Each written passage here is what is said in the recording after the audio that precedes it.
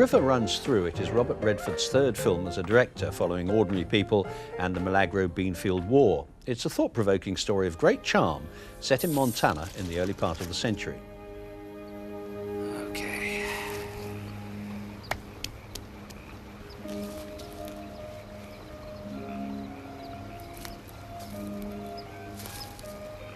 Okay.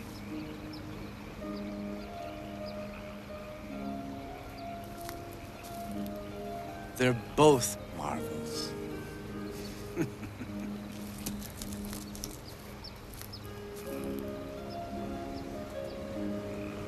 I'd say the Lord has blessed us all today. It's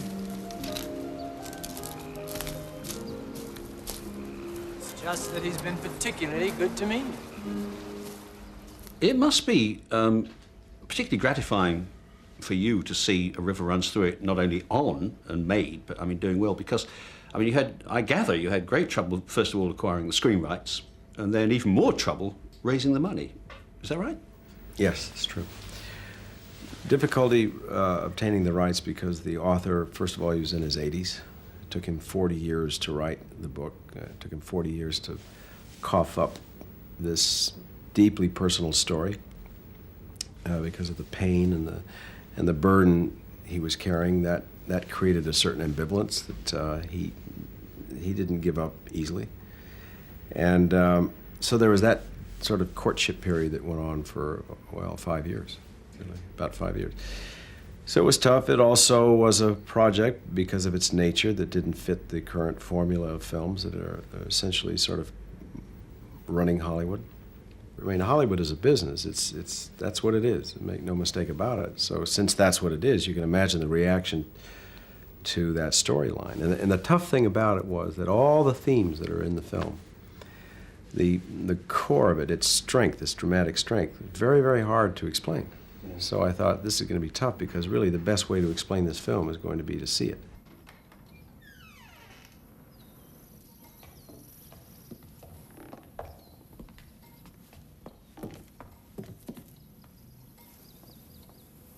You will go to church this day and pray for forgiveness.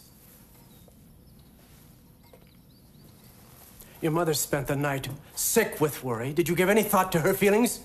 Mrs. Campbell called. Who gave you the boat? We borrowed it.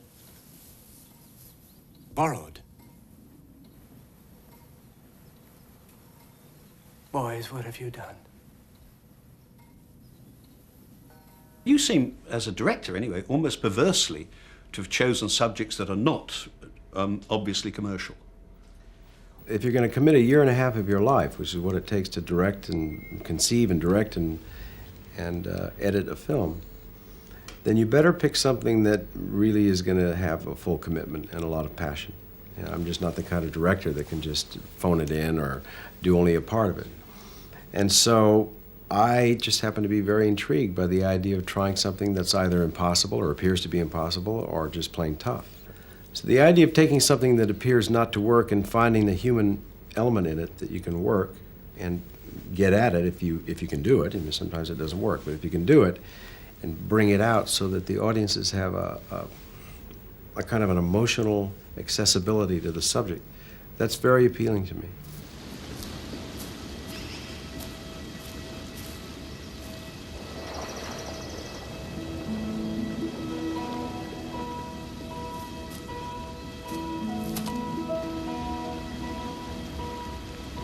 He called it shadow casting, keeping his line above water long enough and low enough to make a rainbow rise. And I realized that in the time I was away, my brother had become an artist. It isn't just about fly fishing, obviously, but it's about the family, about lack of communication, and the inability to help someone you love until it's too late. Now, this is a theme that also was present in the first film you directed, Ordinary People. And is that something that you personally associate with from your own past? Well, no. In other words, a couple of people have asked that, since both films involve families. There was a film in between that didn't. But First of all, the idea of families alone is just rich, dramatic terrain. I mean, going back to the Bible, going back to the Greek mythologists and so on. So that's not anything new. It will continue to be because families are one of the strongest forces in any society. For me, the two films were different. Oh, yeah. You know, they had the similarities of families, but this film was about a deeply loving family that didn't understand each other and therefore could not communicate either their differences or their lack of understanding, and they didn't know how to help someone who needed help. You're right, until it was too late. So that's what this film was about. Ordinary People was really about the costs to a family when one of its dominant members cannot get in touch with their feelings. Where have you been every night? Nowhere. Around. The library, mostly. Why didn't you tell us, Connie? I don't know. I didn't think it mattered. What do you mean? Why wouldn't it matter? Of course it matters. No, that was meant for me, Calvin. What was meant for you? It's really important to try to hurt me, isn't it? Don't you have that backwards? Oh? And how do I hurt you? By embarrassing you in front of a friend? Poor Beth. She has no idea what her son is up to. He lies, and she believes every word of it. I didn't lie. You did. You lied every time you came into this house at 6:30. If it's starting all over again, the lying, the covering up, the disappearing for hours, I will not stand for it. I can't stand it. I really can't. Well, don't then. Go to Europe. Connie, now, Connie. The only reason Connie, she cares, the only reason she gives a pork about it, Connie. is because someone else knew about it first. Just stop it, Connie. No, you Stop tell her to stop it. You never tell her a goddamn thing. And I know why she never came to the hospital. She's busy going to goddamn Spain and goddamn Portugal. Why should she care if I'm hung up by the balls out there? Maybe this is how they sit around and talk at the hospital, but we're not at the hospital now. You never came to the hospital. Connie, How now do you your know mother about the did come to the hospital? hospital. Now, you know that she did. She had the flu, and she couldn't come inside, but she came Yeah, to the well, she hospital. wouldn't have had any flu if Buck was in the hospital. She would have come if Buck was in the hospital. Buck never would have been in the hospital. That's enough. That is enough. Ordinary People, after all, was your first film as a director, and you won the Oscar. And that was in 1980. And you've only directed 2 more since. Now, why is that? I mean, that's kind of puzzling. Well, I know. It's largely because I chose to do other things for half of the 80s. When I finished Ordinary People, that sort of capped a chapter in my life, a section of my life that was full of a lot of hard work. The whole 70s was just one project after the next. And since I had sort of set a goal to direct at the end of that, I thought, well, I've done that. There was a lot of satisfaction in it. Now it's time to take some time, because you can just keep working, and pretty soon you don't see the forest for the trees. And beyond that, I wanted to put something back in my industry. I have sort of an old-fashioned sensibility about that being a good idea. And I thought the way to do that was to start this institute out at Sundance, at my place, sponsoring independent film makers, trying to keep diversity alive on the idea that that's a valuable part of our industry, the diversity of it. And as films were getting more central and more expensive and tend to get more formula, I thought, well, this is good because we'll keep, more diverse storytelling alive and new talent, which Hollywood always needs. So the filmmaker will come through the Institute, which is a development place, develop their skills and take their project wherever they want to take them. That's what independence is. It is not saying anti-Hollywood, because I'm not anti-Hollywood. I work within Hollywood, but I'm an independent person working within the system. During the 80s, when you were not only establishing the Sundance Institute, but you got very heavily involved in environmental work in the United States. And a kind of image of a split personality comes across. On the one hand, there's Robert Redford, the megastar. And on the other hand, there's this other Redford who, I think you said yourself, seems to have acquired an Eagle Scout badge somewhere. Was the Eagle Scout there all the time, or did you suddenly wake up one day to find him lurking within you? Well, God, no. First of all, I was kicked out of the Boy Scouts as a kid. We should all reveal that right now. And it was especially tough because my father was the scoutmaster. Wow. So that tells you how bad it's like your father being the umpire in a game when they eject you, I was not made for group activity. I just wasn't. And so I never made it in the Scouts. I also got very impatient with it. So I hardly thought of myself as a Boy Scout. And it did just sort of appear out of nowhere.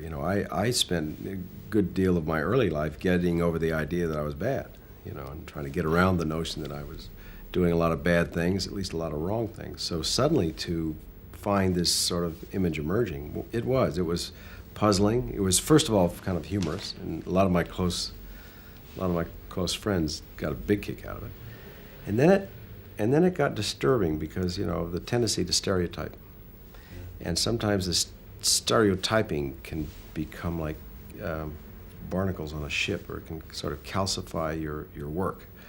And because of the political work I was doing, there seemed to be this image that was brought about by, I think really it was more lazy journalism than anything, because there was a whole There's a lot opposition. of that about, yeah. Yeah, there is, and I mean, there always has been, I guess. But there was a lot of opposition to what I was doing too. I mean, you could talk to a lot of the opposing sides of some of the stands I was taking, and they would hardly consider me a do-gooder or Boy Scout. They thought, in fact, that I heard the word evil. Evil? Yeah, I did. Really? You? I can't believe it. The old Boy Scout. Listen, the last film we've seen you in here was Sneakers. Now, you hadn't had a hit since, 1985 with Out of Africa. And Sneakers was very much a mainstream movie, a caper movie, and a very enjoyable one. Did you pick that in order to say, hey, look, I'm still around? No, I did. First of all, I had finished directing River Runs Through It, and it was a really hard film.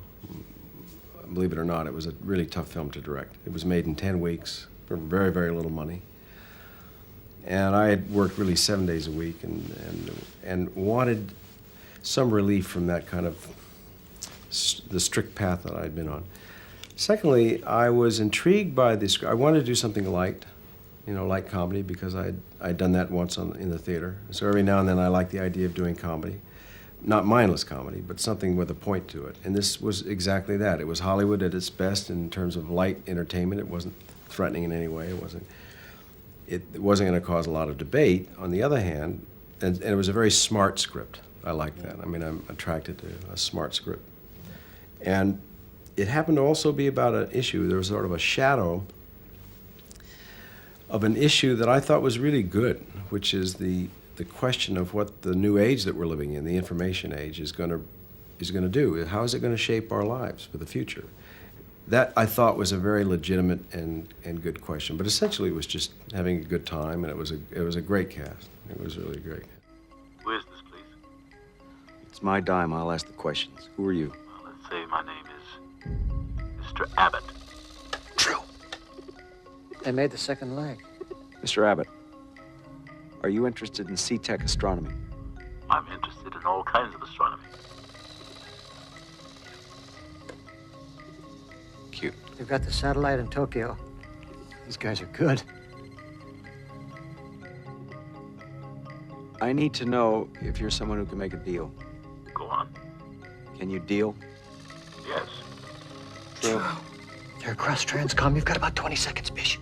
If I come in with what I know, can you guarantee my safety? Do you have the item? No. 15 seconds. Can you guarantee my safety? Where is the item? Can you guarantee my safety? 5 seconds. Yes, I can guarantee your safety. Bish, he's lying. Hang up. They've almost got us. He's lying. Hang up, Bish. He's lying. He's lying. Hang up. Your friend Sidney Pollack once said that he thought you didn't really like acting, that he thought you were happy enough with the characters you played, but what you didn't like was the image that you saw of yourself on the screen. Is that true? And if so, what don't you like? I don't know. I never could really figure it out. I've always been slightly uneasy about it. I'm never uneasy when I'm doing it. I always thought it was like a kind of a sweet agony. And whatever ambivalences I carried into it, I think it had a lot to do with the fact that I grew up in L.A., in Los Angeles, and I didn't see the industry the way a lot of people did. It did not impress me because it was there. Originally, you wanted to be a painter, didn't you? Given your choice now, would you rather be a painter than an actor? No. No, I wouldn't want to live my life doing one thing, wishing I was doing another. I made that. I made those terms a long time ago. I accepted that quite a while. It was just the first years when I was acting that I wasn't sure. And then I took time off in 1966. I took a year off just to settle the issue. I went away. I'd done my first 3 films in Hollywood, and I went to live in Spain and Greece for a year. Took my family and just cut out. And during the course of that time, and when I came back, I realized that what I was doing was what I should do. In when was it, 1990, I guess, you'd been away from the screen for 4 years, and you came back with Havana the Sidney Pollack film, which was a flop, wasn't it? I mean, critically and commercially. Was that not alarming? Because, I mean, even for a star like yourself, to be away for 4 years and then come back in something that's unsuccessful, I would have thought that might be a little bit frightening.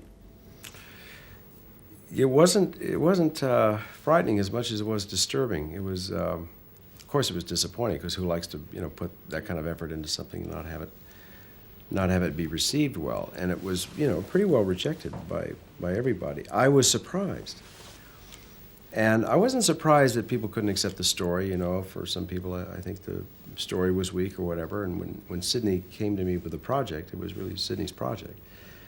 I like that character, and I still do. I love playing that guy. And I also like the idea of trying something a little different. So I was pretty enthusiastic about it, and playing a character who was desiccated, more than I had played before. And so I had no regrets about playing it. The disappointment that I felt was, in some cases, the people, well, critics mostly, responded to the way I looked. But you had deliberately not allowed them to make you look pretty in that film. Exactly. So it was a character thing, and I resented the fact that the cosmetic issue got in the way of it. That was disappointing.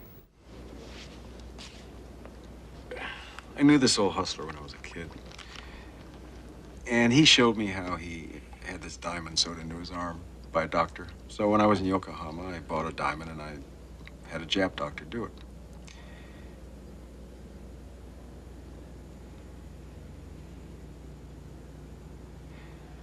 See, the idea was that no matter how bad things got, no matter what they did to you, no matter what,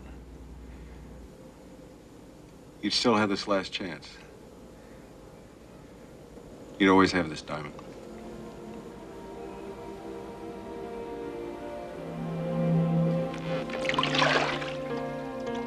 Do you think that this emphasis on the way you look has stopped people from taking you seriously enough as an actor? Oh, yeah, sure. But I felt that for, 20 years, a long time.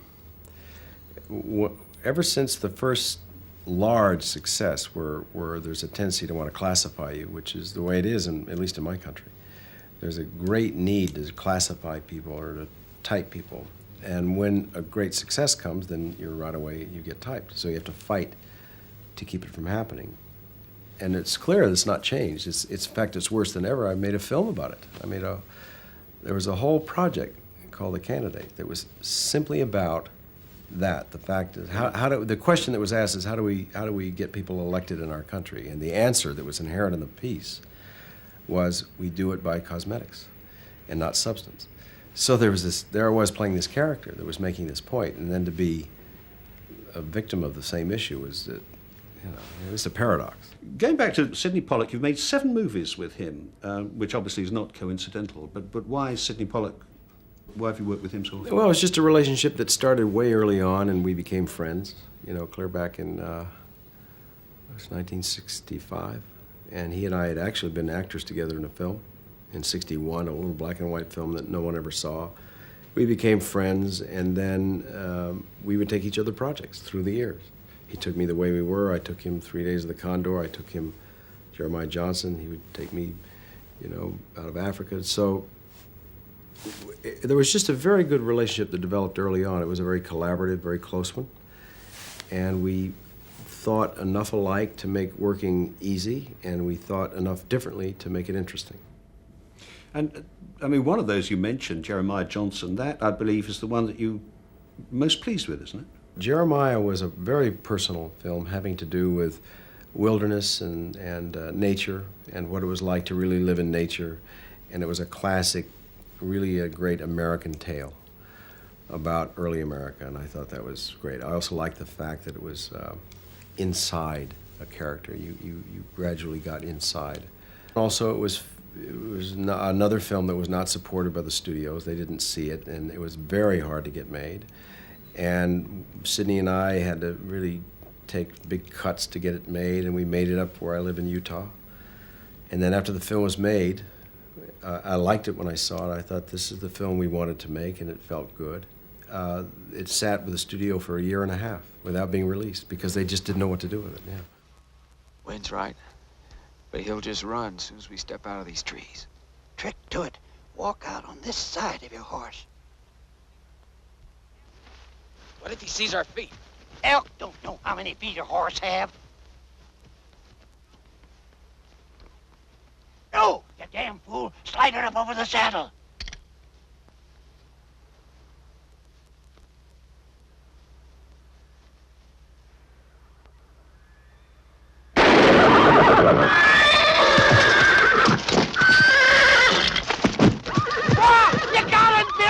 You nailed him clean. Come on, we got us an elk to skin.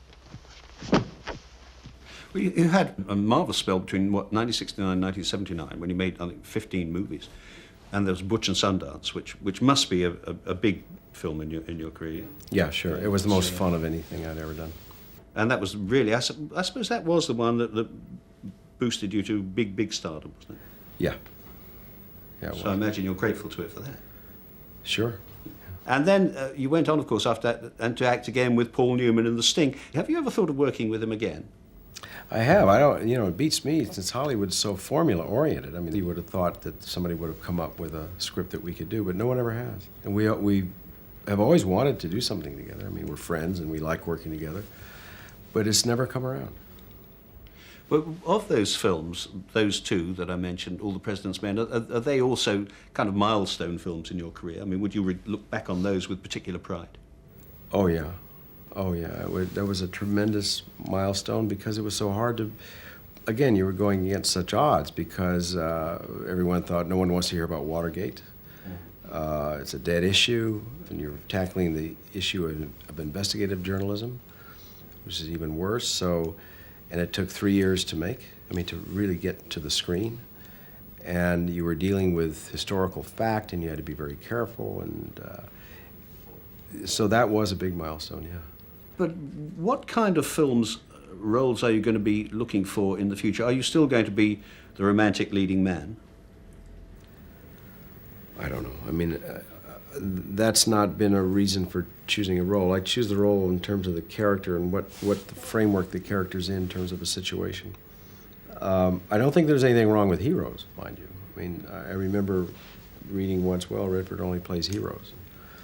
That wasn't quite true, but on the other hand, if it was true, so what? What's the matter with that? There's nothing wrong with it. Some people only play villains. There's nothing wrong with playing characters that might inspire people to do better in their lives or to have a little bit more courage about something or whatever. There was another distortion, I think, that came because there were a lot of parts I played that were villainous and downright heels. As you get older, and alas, the looks will fade, I'm afraid they do eventually, will that make life easier for you? Or will it make life harder? Well, I hope not. Obviously. I like the idea of just going the way I'm going to go and having it be all right. What doesn't interest me is trying to, in any way, freeze myself in time, physically. That would just be too exhausting. Wouldn't want to have to live with that.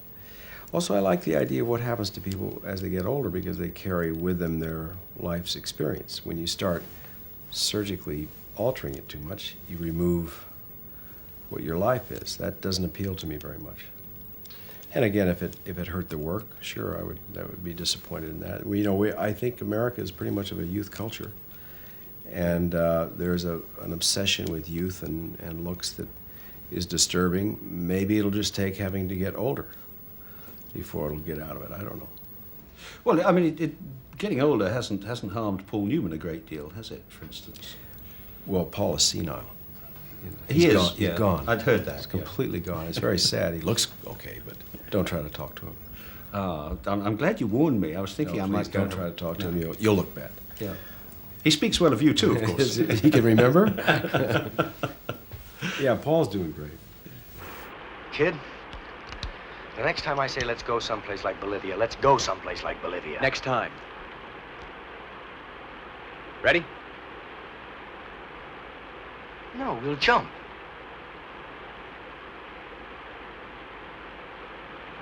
Like hell we will. No, it'll be okay. If the water's deep enough, we don't get squished to death. They'll never follow us. How do you know? Would you make a jump like that and you didn't have to? I have to, and I'm not gonna. Well, we got to, otherwise we're dead. Your next project that we're going to see here is Indecent Proposal. And in that you play what? I play a very wealthy man who has everything and challenges a young couple who's upward mobile, out of money for the moment, and trying to get it the easy way, trying to get money the easy way. Challenges them on the issue of love. Is that a one-off, or or have you got a whole slate of things lined up for the moment? There are a lot of things that I like to do. There are a lot, sometimes what you want to do and what you can do, or there's a big gulf in between. But there are a lot of things that I have in development. There's a Western, there's a political comedy, there's a whole series to produce and direct involving the Tony Hillerman books about two Native American detectives on the Indian reservation. And there's a film about a man's effort an editor's effort in a newspaper to fight the tide of newspapers turning into straight business, into market share mentality. There's a thriller. I mean, there's a lot. It sounds as if this could be a very productive few years coming up. And it depends on if they get developed in the right way and get done. River Runs Through It was a 10-year experience from the time I read the book to getting it on the screen. And a lot of the films that I've done have taken a long time to get to the screen, so it really depends on how quickly that can be done. Thank you very much indeed. Thank you.